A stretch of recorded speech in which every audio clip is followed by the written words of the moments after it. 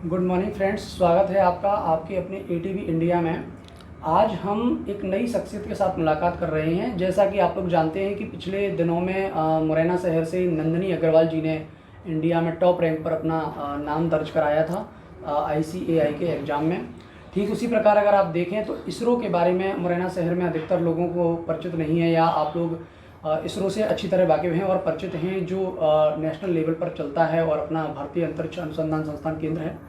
तो उसमें मुरैना शहर के मनु दंडौतिया जी ने नाम रोशन किया है, वहाँ से सिलेक्शन पाया है मुरैना शहर से। तो आज हम मनु दंडौतिया जी से कुछ सवाल रखेंगे। स्वागत है मनु दंडौतिया जी, आपका स्वागत है चैनल में। Thank you. तो सबसे पहले मैं आपको जानना चाहूँगा कि किस प्रकार आपने स्टडी को महत्व दिया और कहाँ से स्टडी को स्टार्ट किया? जी, फर्स्ट ऑफ ऑल 12th में ना मैंने साइंस लिया था जी। और उसके बाद मैंने JEE दी थी। फिर मैं एक टायर 3 कॉलेज से अपना इंजीनियरिंग कंप्लीट किया, कंप्यूटर साइंस एंड इंजीनियरिंग में। वहाँ से मुझे कैंपस प्लेसमेंट मिला था और जो जॉब लगी थी उसमें जो पैकेज था वो काफ़ी कम था जी। तो उस हिसाब से मैं सेटिस्फाइड नहीं था उससे, जो लाइफ में वहाँ जी रहा था। जी जी। तो वहाँ मैं डिफरेंट ऑप्शंस सर्च करने लगा अलग अलग कि और आगे क्या किया जा सकता है, मतलब इस स्टेज पे आफ्टर बीटेक जब मैं एक छोटी सी जॉब कर रहा हूँ। तो फिर मैं और यूट्यूब वगैरह पे या फिर इंटरनेट पे ही और अपनी चीज़ें है ना सर्च मारने लगा कहाँ ग्रोथ हो सकती है मेरी। तब मुझे गेट के बारे में पता चला। एक रविंद्र बाबू रवूला सर हैं हमारे, जो कंप्यूटर साइंस के एक तरह से भगवान माने जाते हैं। उनकी रेफरेंस लेकर हम बीटेक में भी काफ़ी है ना हेल्प मिलती थी हमको।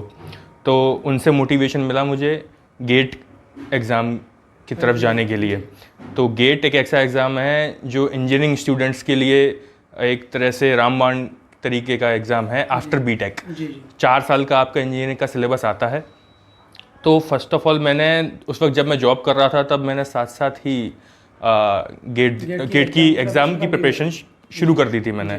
तो फर्स्ट टाइम जब गेट दिया था तब मुझे इसरो वगैरह का कोई आइडिया नहीं था, कोई मुझे आइडिया नहीं था कि बस हम सुना करते थे कि है ना इसरो एक है ना रिसर्च ऑर्गेनाइजेशन है और जो इंडिया का नाम रोशन करती है वर्ल्ड लेवल पे जाके। तो हमने कभी नहीं सोचा था कि है ना एक दिन इसरो में मौका मिलेगा अंदर जाने का। हम गेट की तैयारी मैंने शुरू की, तब मेरी जॉब के साथ रैंक आई थी 2500 करीब कुछ रैंक आई थी। तो उस वक्त फिर मुझे लगा कि ये किया जा सकता है अगर मैं फ्रीली इसकी प्रिपरेशन करूं जॉब छोड़ के। तो फिर मैंने जॉब छोड़ दी।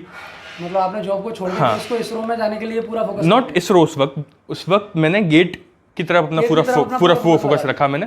उस वक्त इसरो की भी वो निकली जगह निकली, एडवर्टाइजमेंट निकली, तब उसमें CS की भी सीट निकली। जनरली CS की सीट बड़े बड़े ऑर्गेनाइजेशन में उतनी नहीं होती हैं कंप्यूटर साइंस की। इस बार थी, काफ़ी सीट थी इस बार।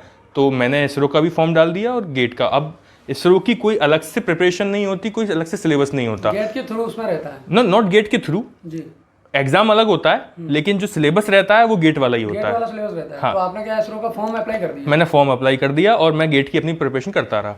तो करीब करीब लगभग एक ही टाइम पर है ना दोनों के एग्जाम हुए थे। तो इसरो का भी एग्जाम दिया था मैंने, दिल्ली जाके दिया था, और नोएडा में मैंने इसका गेट का एग्जाम दिया। पर ये 2019 में, उसके बाद 2020 में कोविड आ गया। तो इसरो का रिजल्ट डिले हो गया। तो गेट का रिजल्ट आया तब उस वक्त मेरी 881 रैंक थी। तो उस वक्त फिर मुझको एमटेक के लिए कॉलेज मिल गया, IIIT बेंगलोर। तो मैं वहाँ से एमटेक परस्यू करने लग गया। फिर काफ़ी टाइम बाद इसरो का रिजल्ट आया और उसमें मेरा रिटर्न क्लियर हो गया था। तो फिर मैं इसी ईयर 2021 में फेब में मैंने उसका इंटरव्यू दिया दिल्ली जाके, और फिर अभी करीब 3 सितंबर को उसका रिजल्ट आया। उसमें लिस्ट में 31st पोजीशन पर मेरा नाम था। तो कितनी मतलब आप देश के लिए क्या करना चाहेंगे? क्या आपने सोचा है? इसरो में जाने का मौका मिला है? जी, जितना मेरे से हो सकेगा, जितना मैं अपना पोटेंशियल इस्तेमाल कर सकूंगा वो मैं पूरा करूंगा। और है ना इसरो में जो भी मेरा कंट्रीब्यूशन रहेगा पूरी कोशिश करूंगा कि मैं अपना 100% दूं। जी। इसका क्रेडिट आप किसको देना चाहेंगे स्टडी का? जी, मेरे पेरेंट्स को। फर्स्ट ऑफ ऑल, एक आदमी जो जॉब कर रहा हो उसके लिए जॉब छोड़ना, जब कोई बैकग्राउंड ना हो ऐसा, मतलब मेरा घर में कोई बिजनेस बैकग्राउंड नहीं है, सारे नौकरी पेशा लोग हैं और मिडिल क्लास फैमिली से हैं हम। तो जॉब छोड़ के तैयारी शुरू करना ये एक ब्रेव डिसीजन मेरे फादर ने लेने दिया मुझे। उन्होंने कभी किसी प्रकार का कोई प्रेशर नहीं बनाया उन पर, जबकि मैं जॉब छोड़ रहा था 2 साल करने के बाद, एज भी हो रही थी, तो उन्होंने हमेशा सपोर्ट किया, कभी किसी चीज़ की मना नहीं करी कि ना तुम्हें ये तो कोचिंग में पढ़ना है, ये मैं ये स्टडीज़ में करना है। उन्होंने हमेशा मतलब अपनी कैपेसिटी से ऊपर ही एजुकेशन दी है हम दोनों भाइयों को। बिल्कुल, बहुत अच्छा। तो आप नए जो युवा हैं उनके लिए आप क्या संदेश देना चाहेंगे स्टडी को लेकर? देखिए, मेहनत का कोई वो नहीं है। पहले मैं भी सोचा करता था कि नहीं, अगर आदमी का दिमाग अच्छा हो तो है ना, तो वो कर सकता है, लेकिन ऐसा नहीं होता।